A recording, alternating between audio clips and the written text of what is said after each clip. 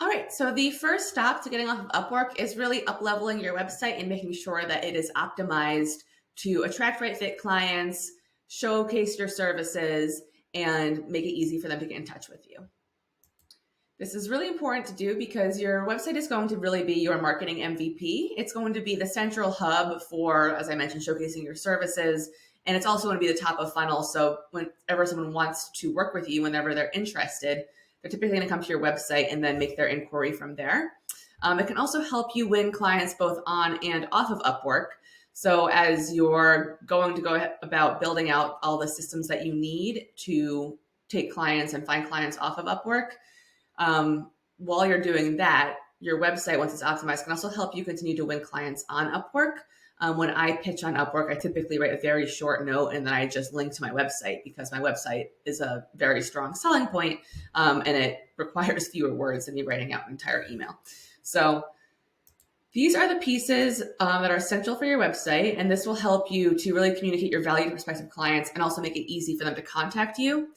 First up, we're going to talk about niching. I know this is really talked about a lot in online business, but it is important so that you really attract bright fit clients, and also so that like you stand out, because the more you market to a specific individual or a specific set of services, the more people will be drawn to you. Obviously, portfolio is going to be a big piece of this, making sure that you have a strong portfolio or case studies. I'll talk about different ways to do this depending on what kind of service provider you are, and also whether or not you actually have a bunch of projects under your belt or not. Testimonials. So these are also important. As you can see on Upwork, they do provide those reviews prominently on the profile. We're going to instead have testimonials that we put in a few different places on the website. And if you don't have straight up testimonials, bonus, you can just take them off of your Upwork profile if you do have reviews there. Sales pages. This is something that I see a lot of service providers not necessarily thinking that they need. And it is true that you don't need them, but they can be really helpful. So I'll get into what they are, how they help, and what needs to be on them. And then also I'll share a few different ways you can set up the inquiry process so that you can make it easy for clients to contact you and start that conversation about hiring you. All right, so first, niching. Now, this is something a lot of people talk about, and typically a lot of times they talk about this one, the type of client, thinking about your ideal client avatar, what kind of client do you work with, and that's important. I do want you to do that, but I also want you to focus on these other two things if they make sense for your business. The first is signature process, and the second is signature style, which isn't necessarily what you're wearing, but more how your finished products, how they look once you're done.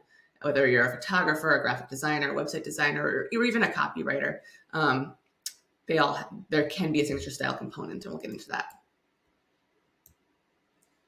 All right, so a signature process. Many of you may not have one of these built out yet, but you may actually have one. So I would think about the ways that you typically work with your clients and see what commonalities there are, and see if you can shape it into a signature process. The reason being, this gives you something to talk about when you're pitching yourself to clients, when they're unsure of how they're going to get a new logo, when they really want one, they're not sure how they're going to get one that they love. If you can walk them through a process instead of just being like, oh, I'll make one, it'll inspire more confidence. So how you do what you do can really be your biggest differentiator. And these are sort of the things that you should think about as you're building that out. Deliverables. What exactly is included in your process?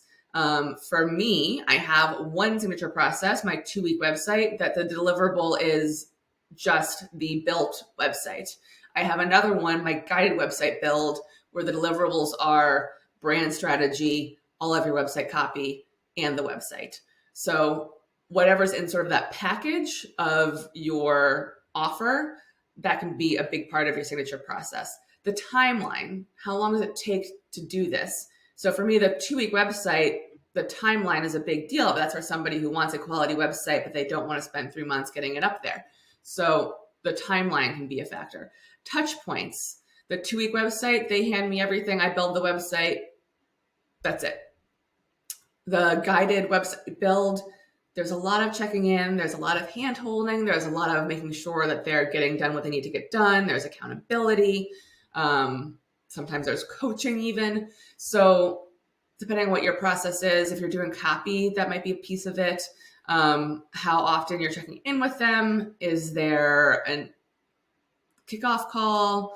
Any of these things. How often are you going to be in direct contact with the client? Collaboration. Is the process collaborative? Or is it something where you're just going to go ahead and create the thing and then get some feedback and make some changes? So think about whether that's collaborative or not. How many revisions are included? Is there any support after the process is done? So I have a friend who's a copywriter, and she has a package, sort of one of her signature processes, where essentially she makes the copy, but then she understands as somebody's business grows and evolves, they're going to need copy changes. So she actually has a copy edit like on the back burner that they can use once they book that package. So I guess in this case, the signature process or signature package can be used kind of interchangeably, but essentially just really thinking on how do you typically walk a client through a project, and what are those key components of it, and how can you package that so it's a signature process that you can share with your clients. So making sure that you think about that as you're approaching redoing your website or creating a new one can be a big thing. Signature style is another one. Here, this is sort of my shout out to retro, because there was a website designer that I could not find again when I was going to do this presentation. But she was very retro. All of her work had this sort of retro vibe to it. So her own website also reflected that. So somebody who really resonates with that style would go to her website and just like fall in love with it and want sort of her to work on their project because they want a similar feel. So that's one way a consistent signature style can help. So just making sure your look, tone, and feel is the same. I personally don't have this. So for me, when I design websites for people, I really make sure the websites look like them and not like any signature style of my own. So this may not be a component for you, but it also could be. So just think about it. Is there a signature style? Do all of your finished pieces tend to look a certain way? It could be for photographers. Do you do mostly candid shots? Do you do stage shots? Those sorts of things, making sure that's included on your website if there is a signature style that you can showcase. If you're someone like a copywriter, it might not be a visual thing. It could be like a vibe. It could be people come to you when they're coaches and they have more of like a tough tone they want to convey. Just like give some thought to, is there a signature style or anything that you might want to incorporate on your website as part of your niche? All right. So aside from making sure that any of those points are spoken to in your website copy, you're also going to reflect that in your portfolio. So if you're somebody who has a signature style and all of your websites look the same, for instance, there actually is, I guess you could call her a competitor of mine. She's a website designer. I'll show her work. A lot of her websites, I mean, some of the imagery might be different, but they look very similar in terms of the layout. So when I land on one of her websites, I know it's an Ansley Fons website. I can just tell by the layout. So that's a style thing, and her portfolio shows that. My portfolio shows, ideally that all the websites look very different. And that's really because I take my cues just from the client.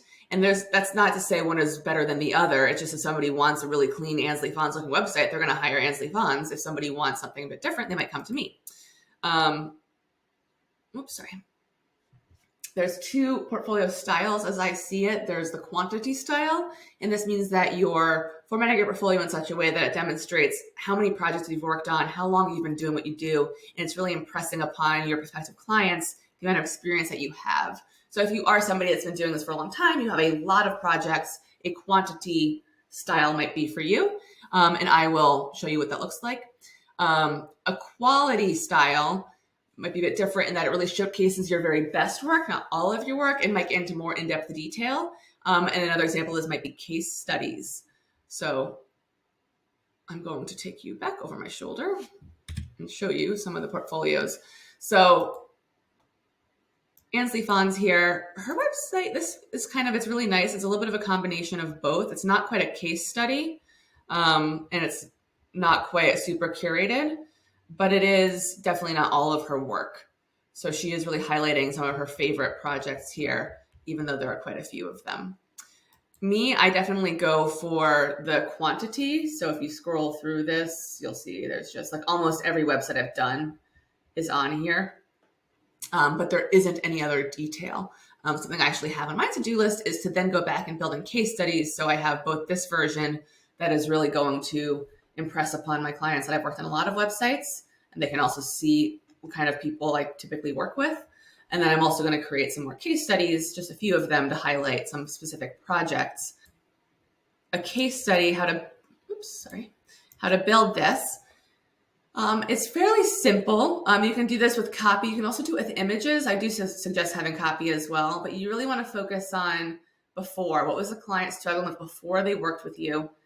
Why was that important for them or their business? In my case, as a website designer, I can say, they really had a very basic website. It wasn't winning them business.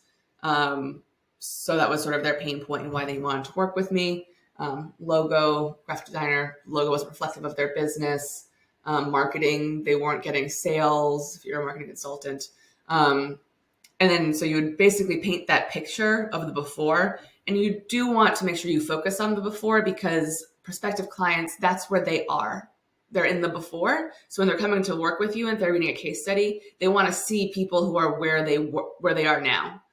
They want to see that they were there too, so that they know that you got them out of that place successfully, that like you see their issues and can help them. So that's step one. Step two is the work. What did you do and how did you do it? Reflect the ease of the process. So anything you can do here to paint the details of it was easy, exactly how you did it, just so that you can give them an idea of what it's like to work with you as they're viewing this case study. And then the final piece is the after. What does the client have now they didn't have before? What does that mean to them? And what does it improve for their business? So people a lot of times will focus on these two things, but don't forget to paint that picture of the before. The other thing here is social proof, and this can be especially important for those of you who don't have visual outputs. Like I have websites I can put into portfolio. Graphic designer has graphics. A copywriter can't really throw up copies. They can do the case studies. So case studies are really for anyone, and social proof is also for anyone. Make sure that you have a process in place where you get testimonials from your clients after you've worked with them. I have a form that I send out that just is a feedback form. It's, about a week after I finish a project with somebody, I let them know it's going to come. But I send them a form very quick where I just ask them to rate a few things. How is kind of how Upwork does actually. Like how is the communication, were deliverables delivered in a timely manner, those sorts of things. Just a few quick questions, just yes, no, or rated 1 to 5. And then at the end, I have, please provide a testimonial if you feel like you'd like to do that for me. And most clients do. And at that point, they're happy. It's right after they've received everything and they're moving on. So make sure you have a process in place to get testimonials from your clients. If you don't have testimonials per se yet, but you have been on Upwork, you can totally grab Upwork reviews and put them on your website. And I'll just show you. I recommend having these on 2 places on your website. Not just 2 places, but 2 styles. I recommend peppering them through your website. So here, this is Lauren. She's a copywriter. She has this slider with these nice testimonials. And she has this thing sort of peppered in a few different places on her website. Sorry, I guess I can't move myself right now. So she does that. I do also like it when you have a testimonials, if you have a lot, that you also put a testimonials bar up at the top of your website. So 2 places, peppering them through your website, and then also adding a testimonials bar. Let's come back here so that you can see my head again. Next piece is sales pages. And this is something that a lot of service providers I mentioned just don't have, because it's not as, common compared to having like products with sales pages. But the thing is, this is a great opportunity to lay out your signature process, to convey all of that, to highlight some of your portfolio pieces, to add in some testimonials, get your people excited about working with you. You can also overcome objections there as well. So, sorry, all the back and forth, but now we'll also come into my website again.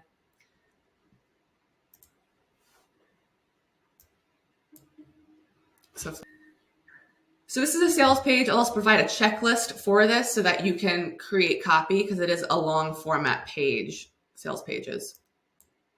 And so these components, might not be exactly the same depending on the services you provide, but most people can do this as well. So essentially we have sort of our tagline that addresses sort of what a pain point is. So for this one, it's having a fully custom built website without breaking the bank. And then this is sort of that part where I'm talking more about what the issue is and why they want it. Emphasizing the features, what's included. Continuing that. This is the signature process right here. Goes there. This is, it's not necessarily social proof, but it's a little bit of authority building. Portfolio items. And then this is the inquiry process. Then we also have testimonials, more in depth on what's included. I always like to include a price. Sort of talking about what is sort of maybe feeling missing for them and why they might be interested in this. Frequently asked questions. This is a great place to overcome objections. So if someone's like, well, I don't have what I need first, this is allaying the fact that they can just have an idea if they want the call to start. Is hosting too expensive? So I start to anything that they might feel would hamper them from booking website build. I sort of start to address in this frequently asked questions. And then here is the thing where they can schedule a call. So that's a sales page for me. So Lauren here is copywriter. She also has sales pages. They're a little bit shorter format. But here she's like, who is this for? More DIY style writers. Here's social proof. Process. Here's how it works. What's included, what's not included. More social proof.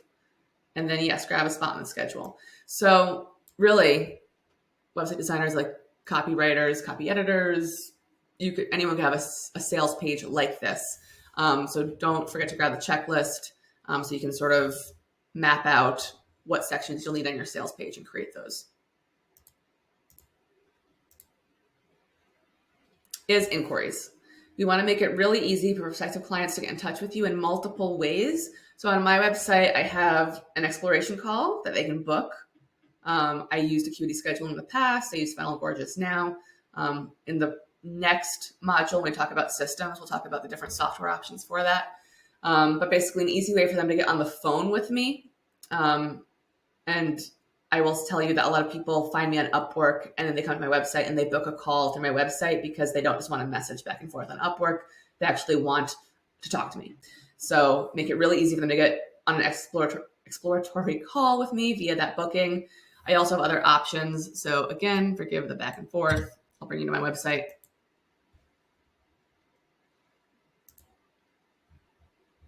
So actually, if you go on my contact page, and this is something I recommend for anybody, exploration call. If you'd like to go ahead and book a call, click here so then they can book that right away. Get a quote. If they don't want to talk to me, they just want to know how much it's going to cost, they can fill out a form and then email me directly. So for those who just want more, email me directly. So make it really easy for people to reach you. I also have these options down here, exploratory call, get a quote, and on several places on my website. So this bar here, discovery call or project quote, this bar is on, I think, 8 of my website pages. It gets used a lot. So making sure that it's really easy for people to make those inquiries is super important. So that's really it for this. We want to make sure that you have a niche as you go to approach redoing your website. You've thought about all those pieces and you can convey that all across your website. From there, portfolio, case studies, testimonials, sales pages. You can save those for last. You can launch the website or relaunch the website without those, but do rebuild them if it makes sense for you to do so. And then ways for people to make inquiries. And yes, I just realized I'm missing an I here, but You get the point, and we will jump into all of the sales systems, proposals, well, the inquiries first, proposals, ways to project manage, and accept payments in the next unit.